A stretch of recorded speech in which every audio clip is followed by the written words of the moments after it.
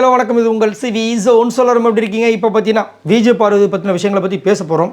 என்ன அப்படின்னா, நேற்று நைட்டு விடுங்க, ஒரு 2 வாரமாகவே ரொம்ப சரியில்லை விஜய் பார்வதிக்கு. ஏன் அப்படின்னா, அந்த மைக் இஷ்யூவில் செம்மையாக மாட்டினாங்க, செம்மாட்டி வாங்கினாங்க. ஆனாலும் பார்த்தீங்கன்னா, அந்த வீக்கெண்ட் எபிசோடில் விஜய் சேதுபதி வந்து ஏதோ ஒரு இது கொடுக்குறாரோ நம்ம பார்வதிக்கும் கமருதீனுக்கும், நீங்கள் பார்த்து நடந்துக்குங்க அப்படின்னு சொல்லிட்டு அவங்கள விட்டுட்டு இந்த பக்கம் எல்லோரும் வச்சு அடித்து துவைச்சிருப்பார். பாவம் கானவனத்தில் ரொம்ப பாவம், அமித் அவர்கள் ரொம்ப பாவம். சரிங்களா? ஒன்று அவங்கள ஒதுக்கி வைக்கிறதுக்கு ட்ரை பண்ணுறாங்களா, இல்லை அவங்கள வந்து ஒசத்துறதுக்கு ட்ரை பண்ணுறாங்களா, விஷயங்கள் தெரியாது. ஸோ அது மாதிரி போயிட்டு இருந்தது. அதுக்கப்புறம் இந்த வாரம் பார்த்தீங்கன்னா கமருதீனும் விஜய் பார்வதி கரெக்டாக தான் போயிட்டு இருந்தாங்க. பட் ஒரு உரசல் நடந்தே தான் இருந்துச்சு. அந்த வீக்கெண்ட் எபிசோட்லேயே வந்து முடியும் போது கமருதீன் டிஸ்டன்ஸ் மெயின்டைன் பண்ணலாம் சொல்லியிருப்பார். இவங்களும் சரின்னு போயிருப்பாங்க.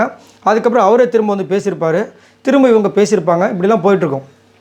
இப்போ நேற்றும் பார்த்தீங்கன்னா கரெக்டாக தான் போயிட்டு இருந்தது. நேற்று நைட்டு திடீர்னு பார்த்தீங்கன்னா அரோரா பார்த்து இவர் நல்லா ஒரு பாட்டு பாட ஆரம்பித்தோடனே அவங்களுக்கு மைண்டு மாறிடுச்சு, வெறுப்பாயிட்டாங்க. அப்படியே மூஞ்சியே மாறி. ஏன்னா நல்லா ஜாலியாக வந்துட்டு ஃபஸ்ட்டு காம்பேரிங் பண்ணுற மாதிரி ஒரு சில விஷயங்கள் பண்ணியிருப்பாங்க விஜயவா. அதெல்லாம் பண்ணிவிட்டு உட்காருவாங்க, இவங்களும் பாட்டு பாடுவாங்க, செம்மையாக இருக்கும். அதுக்கப்புறம் உட்காந்ததுக்கப்புறம் இவர் இந்த மாதிரி ஒரு விஷயம் பண்ணோடனே அவங்கேயும் வந்து சிக்னல் கரெக்டாக ஓகே க்ரீன் சிக்னல் வந்துருச்சு, அப்படியே வைக்கப்பட்டாங்க. இவங்களுக்கு செம்ம காண்டாயிட்டாங்க. காலையிலேருந்து பார்த்தீங்கன்னா கிட்டத்தட்ட அவங்களுக்கு உள்ளுக்குள்ளே ஒரு தோண ஆரம்பிச்சிருச்சு, இவன் இந்த பக்கமும் கோல் அடிக்கிறான், அந்த பக்கம் கோல் அடிக்கிறான், இப்போ எப்படி அப்படின்ற மாதிரி தோணுறதுனால என்ன பண்ணுறாங்க, காலையிலே வந்துட்டு கமருதீன்கிட்ட பேசுகிறாங்க, நிறைய விஷயங்கள் பேசுகிறாங்க. இவங்க எடுத்து வைக்கிற கருத்து ஒன்றே ஒன்று தான், நான் வந்து ட்ரூவாக இருக்கேன், எங்கள் வீட்டில் வந்துட்டு இத்தனை பேர் பார்ப்பாங்க, பெரிய ஃபேமிலி, ஆர்த்தடாக்ஸ் ஃபேமிலி, இருந்தாலும் நான் வந்து ட்ரூவாக லவ் பண்ணுறேன் அப்படின்னா நீ புரிஞ்சுக்கணும் அப்படின்னும் போது அவருமே அங்கே வந்து சொல்கிறாரு, ஆமாம் ஆதிரியும் சொன்னாங்க நீ வந்து ரொம்ப ட்ரூவாக இருக்குன்னு, அமித்துமே சொன்னார், நீங்கள் உங்கள் 2 பேருக்கு கரெக்டான ஏஜ் மேரேஜ் பண்ணுறதுக்கு, அதனால் நல்ல ஒரு முடிவு எடுங்க. ஏன்னா விஜய் பார்வதி என்கிட்ட சொன்னால் உங்கள் மேலே ஒரு ட்ரூ ஃபீலிங் இருக்குது, எனக்கு புரியுது அப்படின்ற மாதிரி சொன்னார்.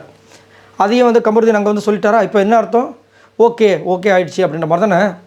இப்போ இவ்வளோ விஷயங்கள் இங்கே பண்ணதுக்கப்புறமா திடீர்னு அந்த பக்கம் பார்த்தா ஃபுல்லாக வந்து அரோரா பின்னாடி சுற்றிட்டு இருக்காரு, அரோரா கிட்ட பிட்டை போட்டுட்ருக்காரு. இதில் வேறு காலையில் வேறு ஒரு விஷயத்தை வேறு பண்ணியிருக்காரு. அந்த பொண்ணு நம்ம கூட பழகின பொண்ணு தானே, அதனால் வந்துட்டு போய் மைசூர் பாக் கொடுன்னு கேட்டேன். எதுக்கு நம்ம அந்த பொண்ணை வந்துட்டு ஒரு வில்லியாக வளர்த்து விட்டு கிளைமேக்ஸில் வந்து அந்த பொண்ணு நிற்கணும்னு நினச்சேன், எப்படி பார்த்தா நம்ம கிட்ட பழகின பொண்ணு தானே நினச்சேன் அப்படின்ட்டு விஜய் பார்வதி கிட்டே சொல்கிறேன். அதுவும் விஜய் பார்வதி கேட்டதுக்கப்புறமா என்ன பேச்ச பண்ணிட்ட போல இருக்குது அரோரா கிட்ட அப்படின்னு சொன்னோன்னு, எங்கே பாரு என்கிட்ட இந்த மாதிரி கேள்வி கேட்கறலாம் வச்சுக்காது அப்படின்றாரு. உங்ககிட்ட எதுவுமே கேட்கக்கூடாதா, ஏன்னா என்னடா கேள்வி கேட்டாவே இப்படி பதற, உண்மையிலே ஃப்ரெண்ட்ஷிப்பை கண்டினியூ பண்ணிங்களே இல்லை, அது வந்து ஆமாம் அம்மா பண்ணோம், ஒரு இது மைசூர் பாக் கேட்டேன் கொடுத்தா, அப்புறம் சபரி கூட பேசிட்டு இருக்கும்போது அப்படின்றார். இப்போ விஜய் பார்வதி தான் வந்துட்டு இதை கரெக்டாக எடுக்கணும். ஏன்னா இப்போ வந்து கொஞ்ச நேரத்துக்கு முன்னாடி திரும்ப அதே மாதிரி தான் போயிட்டு இருந்தது. அப்போ வந்து விஜய் பார்வதி இந்த பக்கம் வந்து மேக்கப்லாம் பண்ணிவிட்டு அந்த பாத்ரூம் சைடாக தான் நின்றுட்டுருக்காங்க. அதுக்கு வெளியில் வந்தால் தான் கிச்சனு. ஸோ அங்கே தான் வந்து இதெல்லாம் நடந்துகிட்ருக்கு. ஸோ எனக்கு தெரிஞ்சு இது எல்லாமே அவங்க நோட் பண்ணியிருப்பாங்க. ஸோ இதுக்கப்புறம் கண்டிப்பாக வந்துட்டு ஒரு விஷயம் எடுக்கணும். ஆனால் அவங்க வந்து ஃபுல்லாக வந்து இறங்கிட்டாங்க, அதுதான் விஷயம். என்னென்னா அவங்க ஒரு விஷயத்தை காலையில் கமருதீன்கிட்டே சொல்லியிருப்பாங்க, நீ வந்து பையன்டா, உனக்கு பிரச்சனை கேட்டால் ஒரு பொண்ணு என்னென்னலாம் பேசுவாங்கன்னு உனக்கு தெரியும், அப்படி மீறி நான் வந்து உங்களை ட்ரூவாக இருக்கேன்னா கொஞ்சம் புரிஞ்சுக்கோ அப்படின்னு சொல்லியிருப்பாங்க.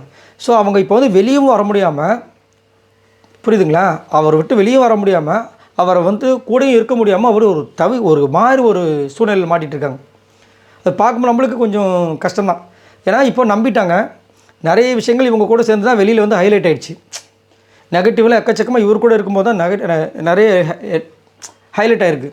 சரிங்களா, ரொம்ப ட்ரெண்டிங்கில் போய்ட்டு கிழிச்சிருக்காங்க. அப்படின்னும் போது அவரே கைப்பிடிச்சா என்னன்ற மாதிரி அவங்களுக்கு மேபி திங்க் பண்ணியிருக்கலாம்.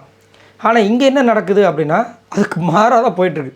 இந்த பக்கமும் ஒரு இது சொல்கிறாரு, ஆமாம் கரெக்டு, நான் அப்படி தான் நினச்சிட்ருக்கேன்னு ஹோப் கொடுத்துட்றாரு.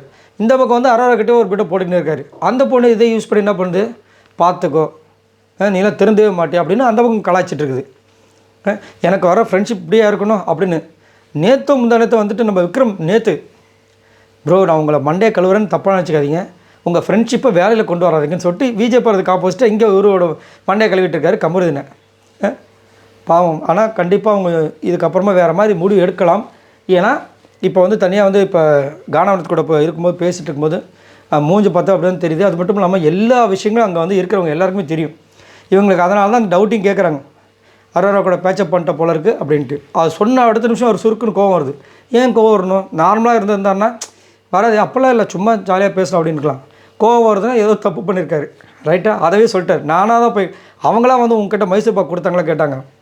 நான் தான் போய் கேட்டேன். சூப்பர். சரி, இதை பற்றி உங்களோட கருத்துக்களை சொல்லுங்கள். ஆனால் கண்டிப்பாக ரொம்ப கஷ்டங்க விஜய் படத்தோட நிலைமை. பாய் நண்பர்கள்.